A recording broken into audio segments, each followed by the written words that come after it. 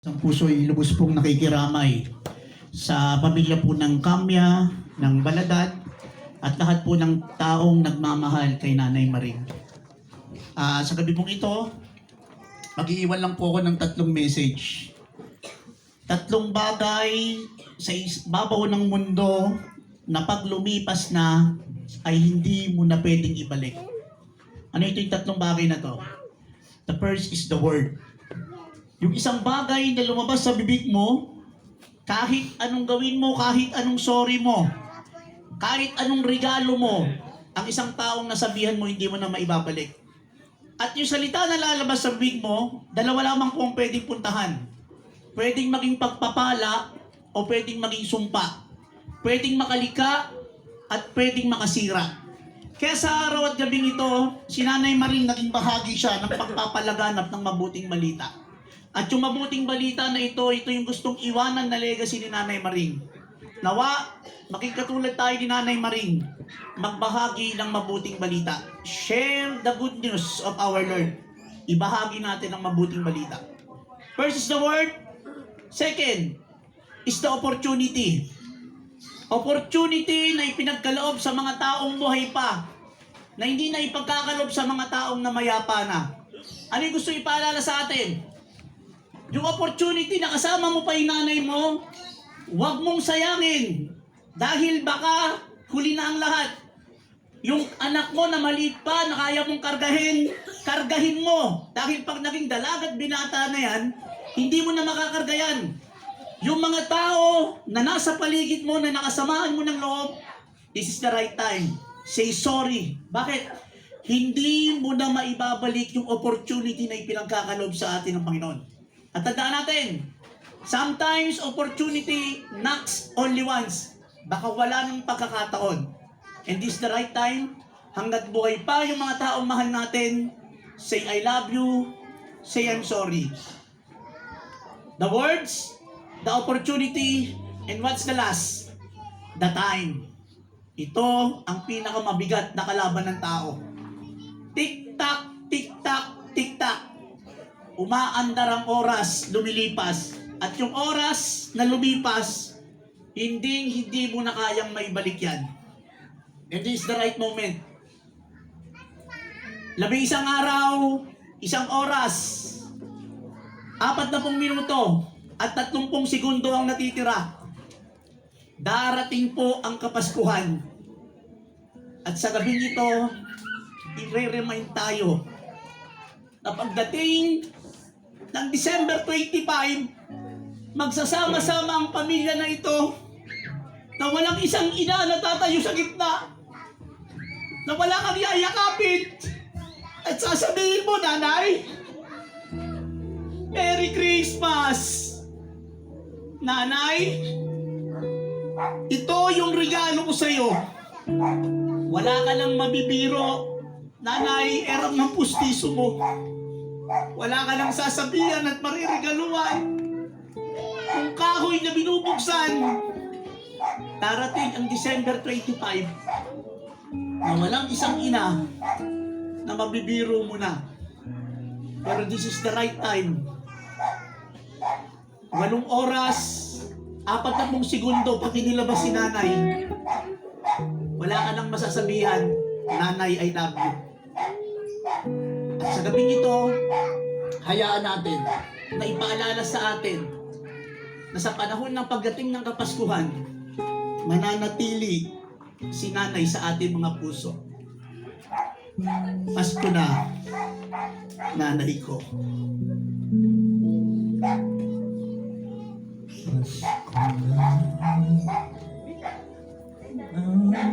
Sa mga kapatid natin na narito, na wala dito yung mga nanay nyo, pwede mo siyang i-text, pwede mo siyang tawagan, say sorry, say I love you, dahil baka huli na ang lahat. Kung wala ka sa piling ko, inay, Paano ang Pasko? Inuwi lang.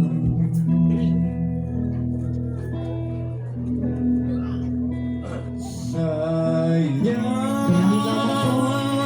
ng community namin ng isang puso na manatili ang pagkakaisa, ang pag-uunawaan, at ang pagmamahalan ng pamilyang Kamya na ito rin po yung nais ni Nanay Marie na mapanatili hindi lamang po sa Kamya family kung hindi to all the member of Pinag-Isang Puso Catholic Charismatic Ministry Incorporated member. Makapiling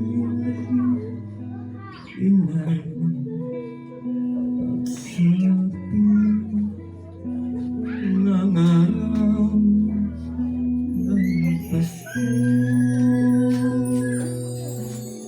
Inibitahan po namin ang pamilya po ng Kamya Wala sa Tilayan, yung mga apo, mga magkakapatid po. Pwede po ba sila pumunta rito sa gitna?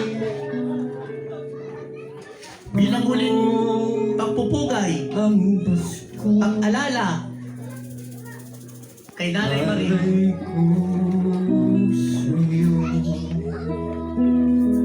Mahal po tayo ng Diyos at hindi po tayo mababayaan. Sayang inay Pwede po bang lumapit yung mga apo ni Nanay Marie? Mga pamangkin, ang mga anak. pagkitingin ng tunay. Nais mo bang kalimutan Sa oras na ito, kapatid, yakap. Yakap ng kapatid, ang pupukaw, ang magpapawala, ang bawat sakit, ang bawat sugat, at pagpapanatili ng alaala ng pagmamahal ng isa't isa. Wala ka sa piling ko, inay. Paano ang Pasko? Lalapit ang isang anak ko sa'yo. sa kanyang ina.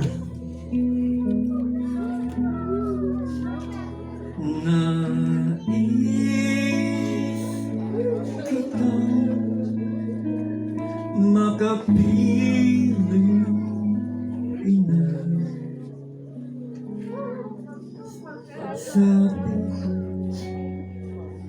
ng araw ng Pasko.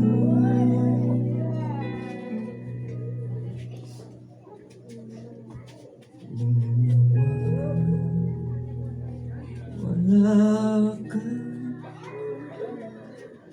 sa piling ko, inay. Paano ang Pasko?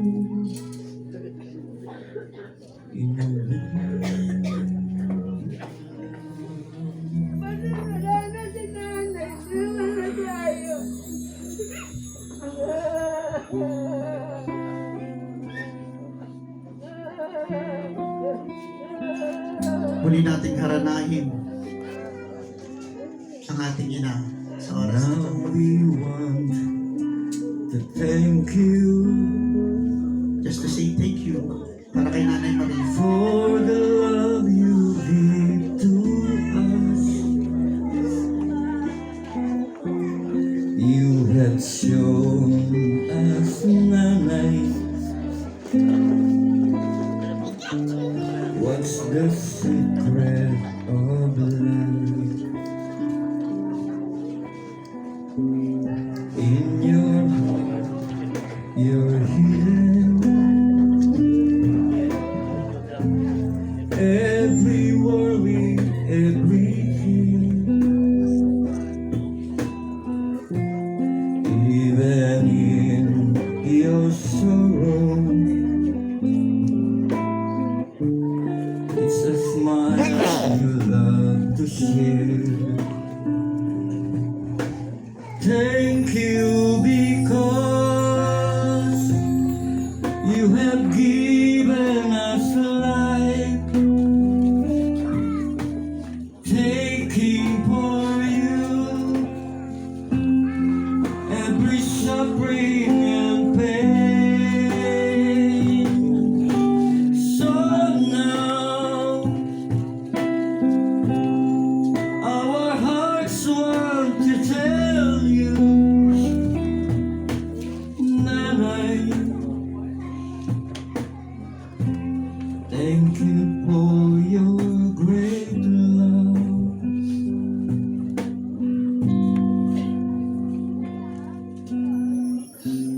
Even if tomorrow we're no longer at your side, your love will remain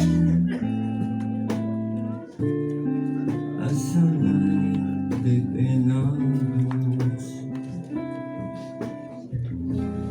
Your love will remain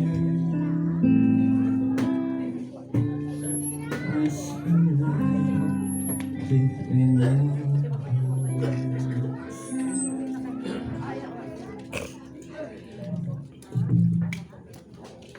Sa huling bahagi po ng gabing ito, tinataas ko sino po